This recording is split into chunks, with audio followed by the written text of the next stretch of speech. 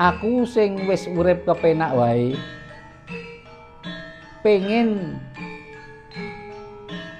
ngepenakake wong liya supaya wong kabeh uripe kepenak. Kalau mau Indonesia itu adil dan makmur, setelah mendapatkan kekayaan yang cukup, bersedekahlah, berbagilah ilmu yang didapat dan kekayaan yang didapat untuk sesamanya yang membutuhkan.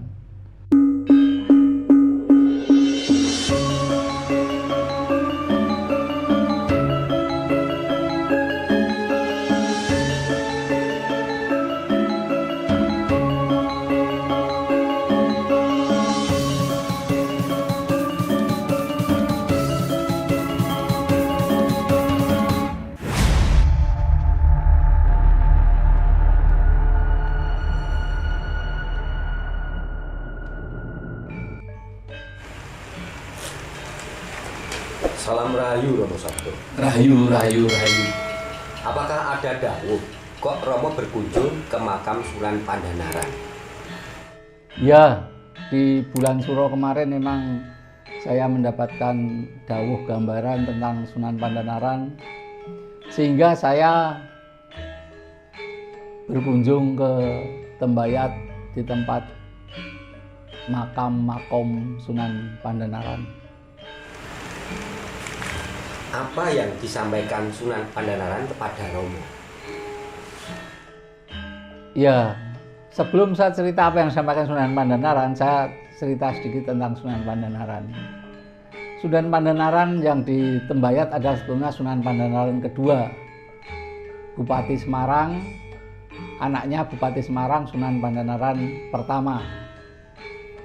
Dia juga karena anak yang calon penggantian ayahnya juga dinamain Mangkubumi.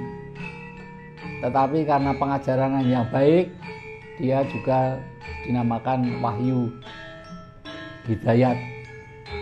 Jadi dia pembawa wahyu kehidupan yang baik. Saat dia mau meletakkan jabatan sebagai bupati dan menyerahkan jabatannya itu kepada adiknya, dia juga menawarkan kepada istrinya, yaitu Nyai Kadilangu,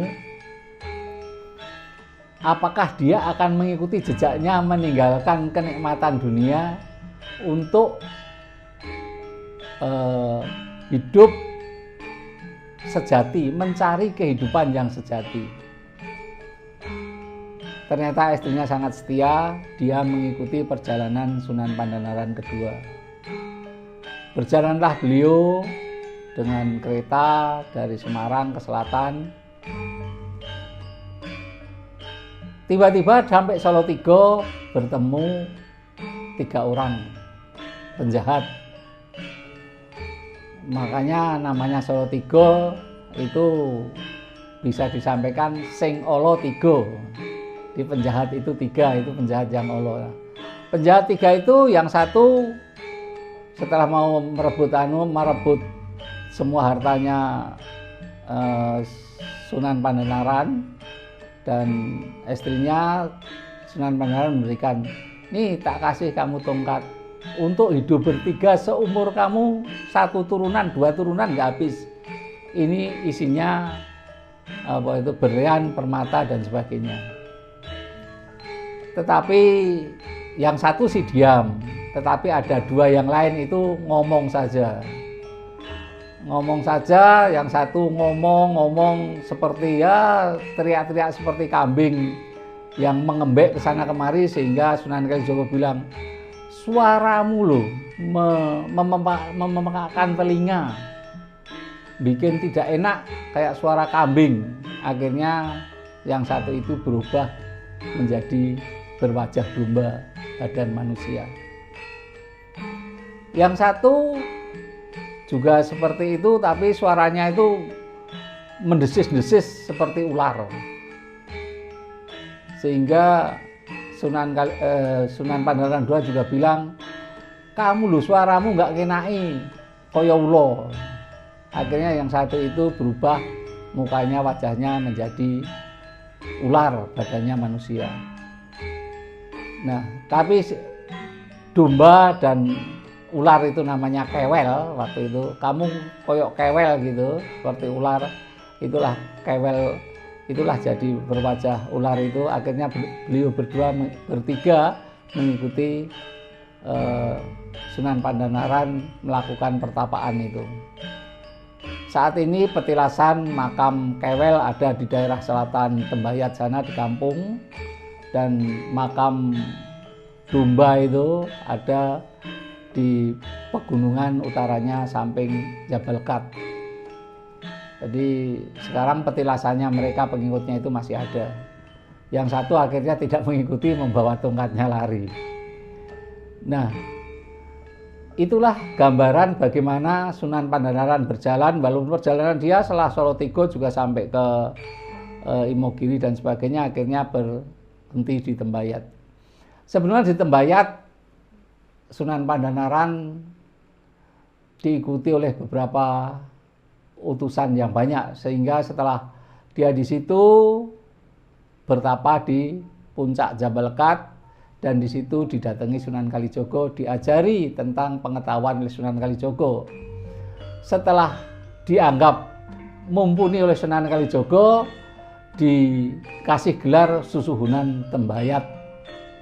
Nah, kerajaannya atau tempatnya, padepokannya sekarang adalah di sekitar tempat parkiran mobil kalau orang di Tembayat itu. Di belakangnya atau sebelah baratnya padepokannya Susuhunan Bayat itu, di atasnya adalah ada masjid yang dulu sebetulnya di atas Gunung Jabal Kat, tapi oleh Sunan Kalijogo dipindahkan. Sekali bicara semua atap-atapnya, tiang-tiangnya semua terangkat pindah di namanya Golo. Itu di atasnya bekas padepokan Susuhunan Tembayat saat ini. Nah, setelah Susuhunan Tembayat itu hidup di situ, membangun masyarakat di situ, itu yang hadir banyak. Jadi termasuk Ki Ageng Giring kedua yang ada di Sodo sekarang di Gunung Kidul adalah yang menurunkan yang sebetulnya mendapat wahyu Mataram. Ki Ageng Giring itu Ki Ageng Giring III, yang anaknya itu anaknya akhirnya dinikahi oleh Panduan Senopati. Ya, itu ayahnya Ki Ageng Giring II pun adalah berguru ke Sunan Tembayat, hidup bersama Sunan Susuhunan Tembayat di Bayat tersebut. Jadi makamnya Ki Ageng Giring II ada di situ. Untuk menghidupi itu, menurut keyakinan orang di situ juga, itu adalah menghadirkan orang yang sangat kaya raya, yang diyakini juga namanya Juragan Dompu Awang. Itulah yang pembawa uang untuk kehidupan. Jadi digambarkan sebagai simbolis dari warga keturunan untuk membantu padepokan Susuhunan Tembayat itu menjadi besar.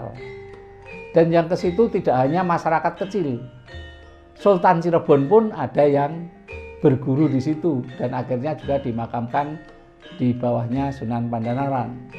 Jadi kayak Ki Ageng Giring, Juragan Dompu Awang itu ada di sebelah kanannya Sunan Pandanaran makamnya, tetapi Sultan Cirebon dan sebagainya ada di bawahnya Sultan Pandanaran. Jadi di situ dulu Susuhunan Pandanaran II, Sunan Tembayat hidup membangun padepokan besar dan menyebarkan agama Islam di tlatah Mataram. Saat saya ngesti ingin bertemu Sunan Pandanaran di makom beliau, Pak Sunan Pandanaran hadir. Sunan Pandanaran berperawakan kesatria Jawa tinggi, cukup besar. Dia menyampaikan pesan yang pada intinya aku sing wis urip kepenak wae pengen ngepenakake wong liya supaya wong kabeh uripe kepenak. Jadi dari pesan beliau yang cukup panjang tapi kira-kira singkatnya seperti itu, saya menangkap bahwasana hidup itu seperti yang kalau di agama tertentu misalnya Buddha itu juga seorang raja yang akhirnya bertapa. Ada juga di tanah Jawa pun misalnya raja-raja tanah Jawa setelah jadi raja meletakkan jabatan disuruh ganti anaknya dia bertapa. Nah, Sunan Pandhanaran juga begitu, bahwasanya dia pun meletakkan jabatannya diberikan kepada adiknya, dia bertapa ingin membahagiakan sesamanya. Kiranya Romo bisa jabarkan pesan-pesan Sunan Pandhanaran kepada pemimpin di Indonesia. Seperti saya sampaikan tadi, bahwa Sunan Pandhanaran menyampaikan seperti itu, hiduplah dan tirulah apa yang telah saya lakukan. Saya kira bisa memahami, kita semuanya bisa tahu dan bisa menangkap. Ya kalau hidup ingin mencapai cita yang jadi pemimpin, setelah jadi pemimpin dan cukup untuk hidup, berbuatlah untuk sesama. Jadi jelas di sini detail ajaran Sunan Pandhanaran yang disampaikan kepada kami, bahwa ingin besok para pemimpin Indonesia, kalau mau Indonesia itu adil dan makmur, setelah mendapatkan kekayaan yang cukup, bersedekahlah, berbagilah ilmu yang didapat dan kekayaan yang didapat untuk sesamanya yang membutuhkan. Sehingga kalau misalnya dia seorang profesor, ibaratnya bisa mendirikan sekolah atau mengajar ke sekolah-sekolah yang tidak mampu, tidak usah mengajar di universitas, tapi profesor ngajar di SMA juga tidak apa-apa tanpa minta digaji karena gajinya sudah mencukupi. Orang yang sudah menjadi pemimpin dan mendapat kekayaan yang tinggi dan jadi pengusaha, bisalah membagi usahanya itu, mendirikan pabrik atau mendirikan usaha yang lebih banyak untuk mensejahterakan karyawannya. Memang dia harus mencari untung ke luar negeri atau kemana, tetapi ke dalam negeri bisa membagikan kekayaannya itu untuk semuanya. Sehingga apa yang disampaikan oleh Sunan Pandhanaran tersebut, apabila bisa dilakukan oleh pemimpin kita yang masa depan, maka cita-cita bangsa Indonesia untuk hidup damai, rukun, adil, dan makmur pasti akan tercapai dan terlaksana.